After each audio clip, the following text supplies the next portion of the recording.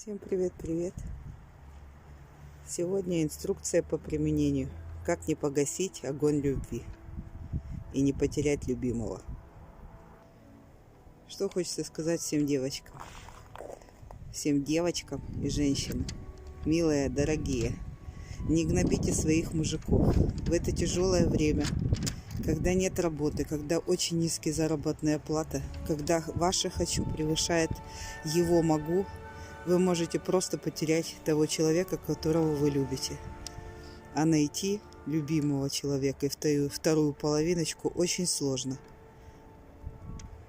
Может показаться, что за каждым поворотом вас ждет ваша судьба. Не за каждым. Любовь надо заслужить. Любовь надо встретить. Его надо почувствовать. Его надо принять как родного, как часть вас. Потому что если вы не часть его, если вы не чувствуете его боль и разочарование, вы никогда не станете ни его девушкой, ни его второй половинкой. Хорошие психиатры и психологи все рекомендуют всем женщинам, если вы встретили родную душу, то вы эту родную душу можете изменить под себя. Под себя – это значит научить его дарить вам цветы. Если вы не уверены в его выборе, что он вам купит то или иное платье или украшение, значит, вы должны ему объяснить, что покупки вы совершаете вместе, что готовите вы вместе. Но если он устал, и если он приехал с работы, порадуйте своего любимого мужчину вкусным обедом, ужином, завтраком. Это не так уж и сложно. Если вам нужно оборудование какое-то, мультиварки, грили, печки, купите их. И знайте, что готовить и стоять на кухне – это женское дело. Женское, не мужское. Не надо из мужиков делать баб. Не надо. Он может встать на ваше место только в одном случае, если вы на родах и если вы болеете. Почаще говорите своему мужчине, что вы его любите. И тогда он в ответ скажет вам эти теплые нежные слова. Многие говорят: я десятилетиями не слышу, что он меня любит. Ребята, это ваша вина. Девчонки, вы же учительницы, вы же няньки, вы же мамки. И не надо говорить: я ему не мамка. Понимаете, мы в этой жизни становимся сестрами, мамами, любимыми девочками, девушками, женами, любовницами. Только в одном случае. Если мы любим этого мужчину, мы принимаем таким, как он есть. С маленькой корректировочкой, что вы можете что-то сделать для себя. В его поведении всегда можно сделать корректировки в сторону того, чтобы вас что-либо не раздражало.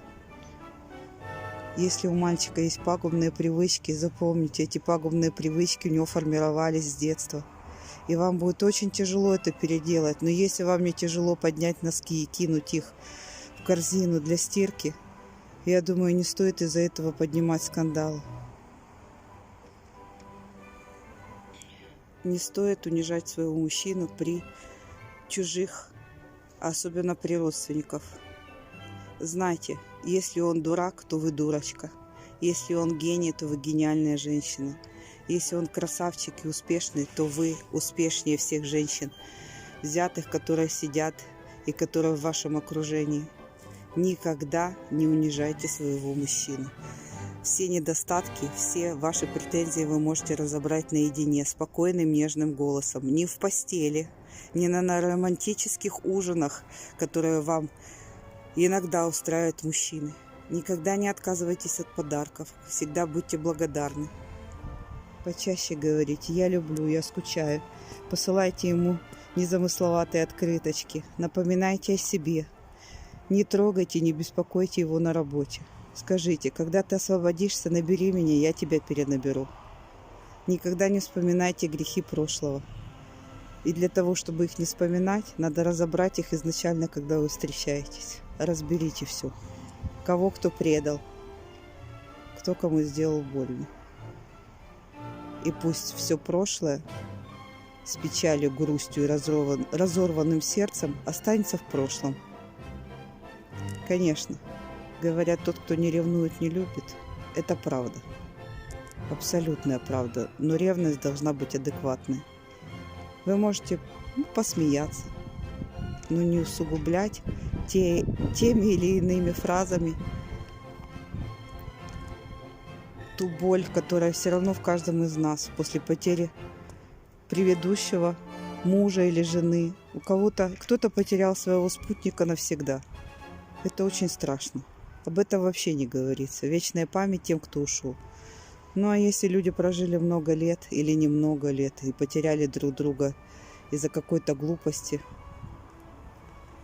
я думаю, что вы изначально должны были помочь этому человеку. Сначала вернуться в прошлые отношения, и если вы поняли, что прошлые отношения похоронены, ушли навсегда, вы можете строить свои отношения. И если вы не уверены, что человек еще не разлюбил того человека, не надо с ним строить семью и не надо с ним строить какую-то ячейку общества. Рано или поздно это выстрелит, и вы будете плакать, и вы потеряете этого человека. Очень часто мужчины не говорят о том, что чаще всего больно говорить о том, что кто-то кого-то предал или кто-то кого-то покинул. Не давите ему на этот мозоль. Если он вас берет в объятия, говорит, что он вас любит, заботится о вас, и вы это должны почувствовать. Почувствовать. Если вы это чувствуете, оставьте в покое все прегрешения в прошлом. И знайте, что никаких больших бед в этой жизни просто так не случается. Беда, когда люди расстаются. Беда, когда дети остаются без отца или без матери. Но если вы верите в то, что небеса контролируют, и что жизнь у нас предначертана свыше, то есть жизнь фатальна. А фатальность в том, что все уже давным-давно расписано. Кому с кем встретиться, кого потерять, кого нового обрести в этой жизни. Давайте хранить пламя любви и любимого человека не огорчать ни в чем. Любите его так, как вы любите себя. А если вы не умеете любить себя, то, конечно, вам будет сложно полюбить и другого человека. Если вы не имеете сына, вам сложно понять, что чувствует мать, у которого есть сын. Повезло тем девочкам, у которого есть сын и дочь. Она знает, как беречь свою дочь, и она будет с нежностью относиться к своим невесткам. Если у нее сын, она будет с нежностью относиться к своему мужу. И знайте, если вы плохо обращаетесь с мужем, то к вашему сыну это все возвращается бумерангом. Не плачьте потом. Если вы плохо обращаетесь с дочерью, то вы знаете прекрасно, что лучше к невестке вы не будете относиться. Поэтому любите своих детей, любите своего избранного мужа и постарайтесь ему помочь. Если у вас не первый, ну дай Бог последний. Пусть ваше пламя любви горит всегда и вечно. Говорите друг другу: я люблю тебя, ты моя звездочка, ты мой рай на земле, мне с тобой так хорошо, ты самый лучший. А там уже перечисляйте, в каких местах и в каком ипостаси он самый лучший. Потому что наши избранные – это мы сами. Это отражение нас в зеркале. Это мы. Только в мужском обличии.